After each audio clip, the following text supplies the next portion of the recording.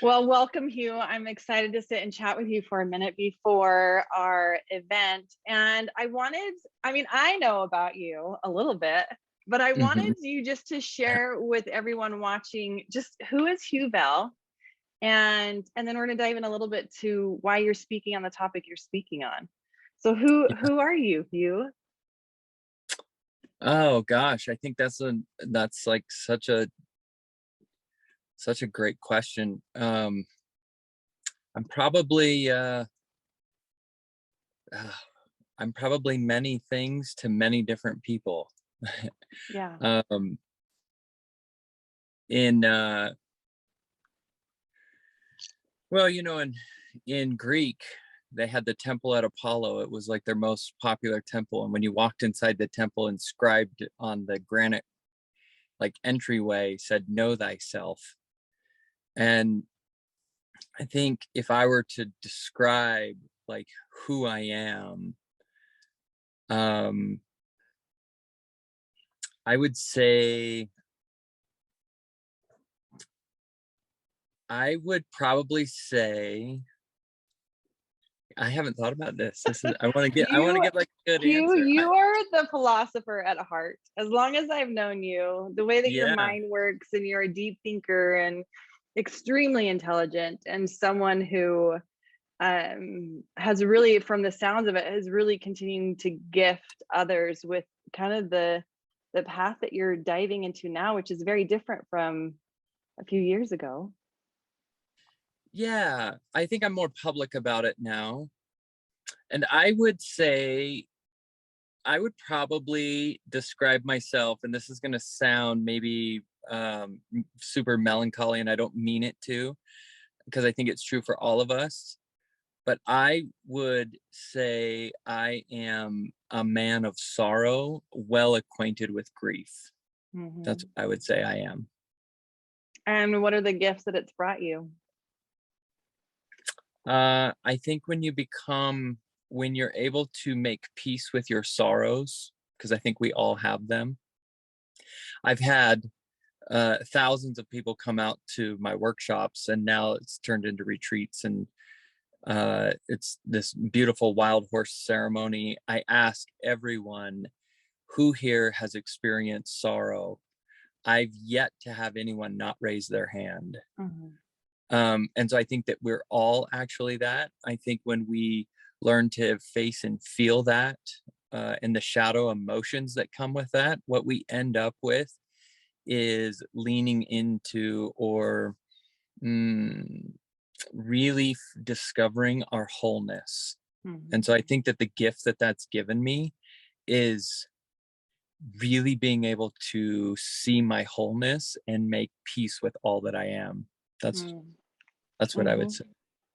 That's beautiful. I have a very strong opinion that the fruit in the Garden of Eden went from oneness mentality to duality to polarity, and that Yeah. the shadow is very much part of the light. And the more we embrace the shadow, is when it's not an alchemy, but it's just a merging of Yeah. the two together. Yeah, it's bringing And it back to that oneness. that wholeness. Yeah. Yeah. Yeah. So I Yeah. think that's beautiful. And I think that you brought that up. This is a new thing because you're right. I am constantly studying, constantly reading. Um, and I think that the original sin was not partaking of the fruit. I think when you partake of the fruit, what ends up happening is that you, like you said, you move into a place of duality. And when you have a place of duality, you become a little bit limited, maybe because you lack a certain perspective. So this is like the forgetting. And when you have a forgetting, what you need is a place of bounded space and time so that it can be like a learning environment. And that, I think, taking of the fruit, eating of the fruit, puts us in a place of bounded space and time. But I don't think that's the original sin. I think the original sin is, according to the ancient story and the ancient records, the way it's told is that Adam is asked, like, who told you that you're naked? And, how did you come to figure this out? And the first thing Adam does is he blames Eve, and he says, the woman that you gave me. And I think that blame is the original sin, and I think it's the sin we're still trying to wrestle with. Or would it be judgment? Because there's a judgment first place, and then there was blame from what you were just saying. And I think judgment is one of those things that then casts shame. I've recently just had, you and I can talk about this offline, but I recently just went through a whole process of a shame piece that was big within me. Yeah. And I actually wrote about it in my last book, but, Yeah. and that's a big part of our shadow, a huge part of the shadow of all those times that we feel shame and guilt, and we take this part of us and put it off to the side, and another part put it off to the side, until we continue to lose parts of who we are. And then that binding is interesting that you're mentioning that. Huh. You know, I have another, Yes. yeah. You and I could have very long conversations. It's been way too long since you and I have chatted. In fact, Yeah. you still need to get your butt on my podcast. I know. I think I know what I really want to chat about now. Oh, well, that's For the good. podcast. Yeah. But like how to present it. So. Oh, good.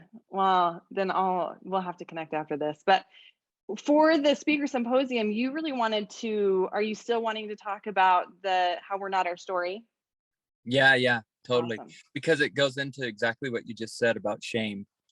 I mean, what I've realized is that, see, what happens is some sorrowful event happens in our life, and that sorrow, it basically what it does is it brings a perception that we've lost something. And when I feel like I've lost something, that's what's generating the sorrow, and the sorrow comes with pain, and the pain comes with emotions. And we have two types of emotions. I call them shadow emotions and sunshine emotions. So the core, like, shadow emotions would be fear, anger, sadness. And then if you just want to figure out, well, what would my core sunshine emotions be? You just look at the opposite. And I looked to discovering some of this and adding some clarity to this formula that I think is absolutely profound in Brene Brown's new book, Atlas of the Heart, because she talks about the emotions. That's how she starts the beginning of the book. And she mentioned some really interesting things, but fear is the first and most common shadow emotion that we have to make peace with. It's something that we want to, I think, try to get out of our lives, but fear is a really, really healthy thing to have in its proper perspective and in its proper place. And trust, I think, is the opposite. So trust, love, and joy, I think, are our core three shadow or sunshine emotions. So regardless, when we have this painful experience that brings sorrow into our life, we naturally have to face and feel these shadow emotions. And these shadow emotions are extremely difficult to face and feel without casting a judgment on it, to your point earlier. And so I immediately run to a judgment about the circumstance because of the shadow difficult emotions that I'm experiencing. And what I start doing is I start looking for, well, the first thing I think that, and I just speak for myself, the first thing that I do when this has happened, and as I'm trying to observe this pattern in my life, is that I complain about the sorrowful event. And I've come to define that complaining is just a way to talk about the pain that I haven't found meaning about. Right? Because when I don't have meaning with my pain, it feels super miserable. So if it feels super miserable, it's because it doesn't have meaning. And if it doesn't have meaning, then what do I do with this pain and these shadow emotions? And for me, the first thing that I do is I complain. And once I start complaining, I'm just trying to talk about the pain that has no meaning in my life. And once I complain, I'm going to start looking for evidence to figure out what could have been better or what was at fault. And I think that's where the blaming comes in. So complaining leads to blaming in Hugh's wounded patterns, right, of trying to make sense of hard things and unfortunate things. And so once I start complaining, I start looking for what was at fault, and what was at fault is now what I'm blaming. And that becomes the evidence to keep me in that wounded story. So I Mhm. find like, oh, this person didn't do this and this person did this, and they rejected, and there was abandonment, and there was abuse, right? There was these really, really difficult relational things that get associated with it. Now I have evidence that I was wronged. And so then I wish it was better. In fact, like I need it to be better so that these shadow emotions will leave me alone. And so if you would have just been better, right? You weren't enough, or I wasn't enough. And so I'm shaming. So I get like I go through a really sorrowful experience. It brings pain. The pain brings up shadow emotions that I don't know how to face and feel. Because think about it, like when you were younger, I mean, this is what and again, I'm not chatting at you, it's just because we're on the I know. call, like it's like The always the about me. collective you. Right.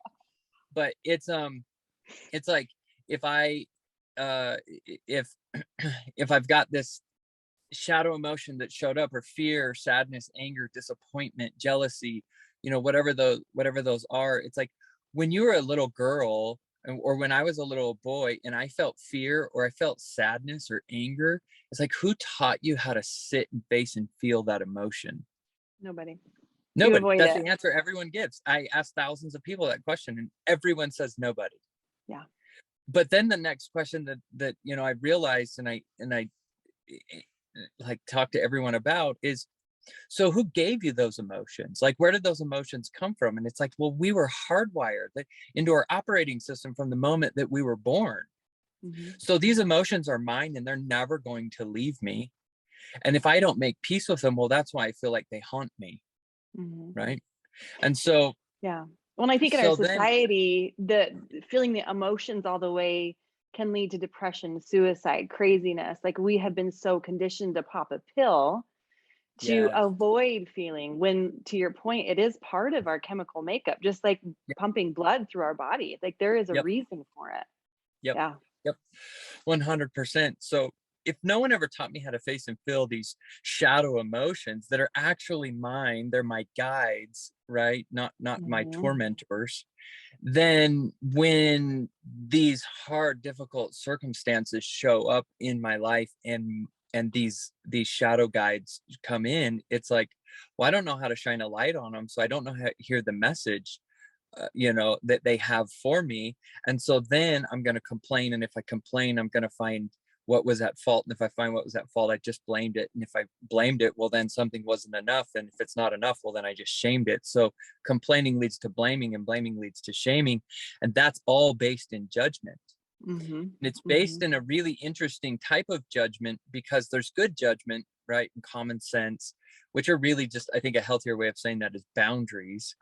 But but it leads to bad judgment, meaning a judgment that doesn't serve us quite as efficiently, as boundaries would, or as other healthier ways of processing the pain would. And this is the message of Jesus at the Sermon on the Mount, right? It's chapter 7 in Matthew. He says, do not judge. But if Mhm. you read in the original Greek, that the Testament was written originally in this classic Greek, this ancient Greek. And if you do like a literal translation of what he says, it would sound something in English today. It would basically sound like, do not make a determination as to whether that thing was wrong. So, So the attachment piece. so the attachment piece. And so when he's saying don't judge, it's saying don't make a determination of what happened, whether that was wrong. Because Mhm. once I make it wrong, well, then how will I ever find meaning in it? Yeah. Right. And so then I'll have my misery, and then I'll be stuck in the loop of complaining, blaming, and shaming. And I'll have all the evidence to show how I got screwed over, or how what was treated, you know, whatever wrong.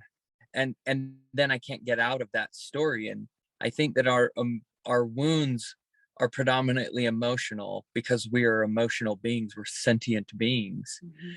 And we don't even know how to sit with at least half of our emotions, because half of them have to be shadows, and like you talked about, in duality, because that's the bounded space and time that we're in right now. And Mhm. so it's like, what I think what we're really trying to learn is how to unify those and make peace with them, rather than judge them as being wrong. And I think that the circumstance that we're going through, as sorrowful as they can be, are actually happening for us to overcome these judgments that we're placing on it. And so once I I can like agree. get out of the judgment, and this is what I'll talk about in the symposium, is once I can get out of the judgment of it, then the only thing I can do is step into the observation of it. And if I can step into the observation, I can start getting my downloads. And if I get my downloads, I'm really starting to receive clarity about what happened and why it happened. And now my sorrow has meaning. And so then I can get out of the judgment. Mm-hmm. Oh, I love it. I know for me, I've learned to use fear as one of my motivators. That's my indicator. If I'm scared about something, oh, damn it, I got to dive in. Yeah, you got to go do it. And one of my favorite quotes is fear is just excitement without the breath. I'm like, that is very true. Fear is excitement without the breath. Yeah, that's true, because once you step Yeah. into fear, you're activating the sympathetic nervous system. And when the sympathetic nervous system is down, you start doing your shallow breathing because you're in Yeah. fight, flight, or freeze mode. Yeah. Yeah, Yeah. I Well, like that. well, That's perfect. perfect. Well, I'm excited, Hugh, and I appreciate you spending a few minutes with me this morning just to, I guess it's this Yeah, afternoon now. yeah. Yeah, so thank you. Thank you. Thank you. Well, thank you for letting me do this in my truck. I got the horses just right out back and had the notification like, hey, you got to hop on this Zoom call. And I was like, oh, okay, cool. And We did schedule it a few days ago. yeah. And so I was like, yeah. So I hopped in the truck. I was like, yeah, I'll just check in with Amanda and see how it's going. It's like, hey, we're going to stick this on YouTube. I was like, oh, okay, perfect. Perfect. You're like, So I'm in. Well, yeah, I love awesome. it. I love it. Thanks, Hugh. Yeah, thank you.